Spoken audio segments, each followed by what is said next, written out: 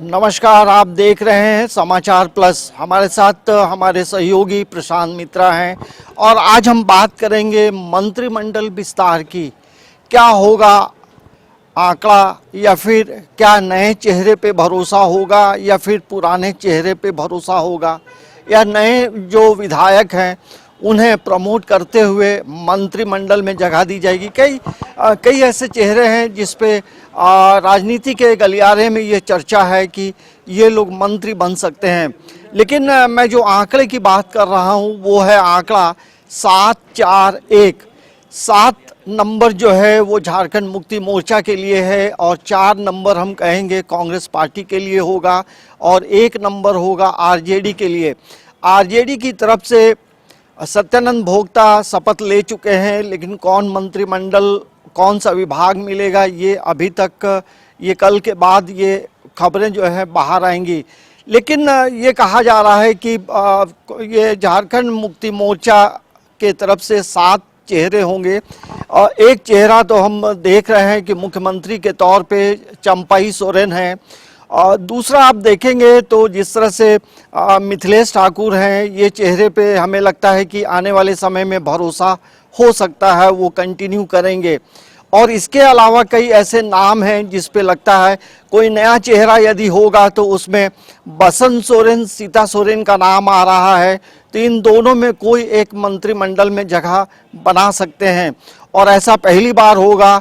इस तरह से खबरें आ रही हैं कि 12वां मंत्री भी इस बार मंत्रिमंडल में शामिल होगा, क्योंकि 12वें नंबर पे जो मंत्रिमंडल की बात है वो ये जब बीजेपी के रघुवर दास की सरकार थी उस वक्त भी खाली था और जो पूर्व मुख्यमंत्री हेमंत सोरेन के कार्यकाल में भी 12वां मंत्री कोई नहीं था।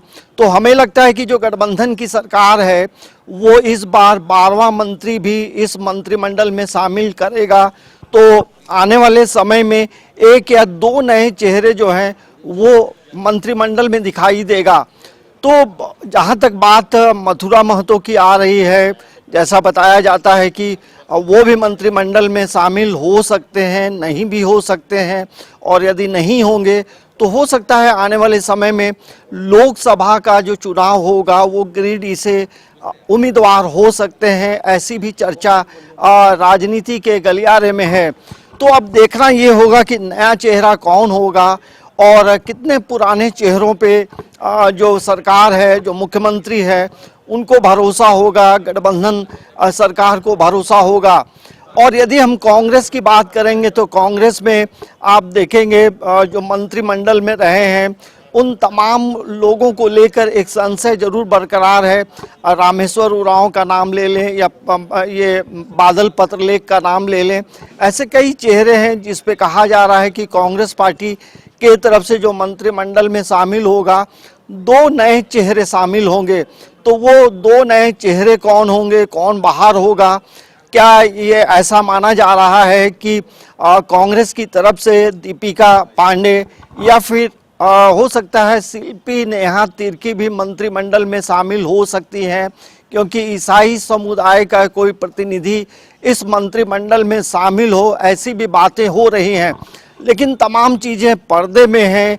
हम जो बात कर रहे हैं वो संभावनाओं पे कर रहे हैं, लेकिन इतना ज़रूर है कि यदि पुराने चेहरे पे मंत्रिमंडल बनता है तो ये समझना होगा कि अभी भी जो हेमंत सोरेन के सरकार में जो मंत्री बने रहे उन तमाम लोगों को फिर से यदि मंत्रिमंडल में जगह दी जाती है तो ये माना जा सकता है कि गुरु जी के आदेश पे तमाम चीज़ें फिर से निर्धारित हो रही हैं और मुख्यमंत्री चंपाई सोरेन गुरु दक्षिणा के तौर पे पुराने चेहरों पर भरोसा करेंगे। समाचार प्लस के लिए कैमरामैन प्रशांत मित्रा के साथ अंजनी कुमार, रांची।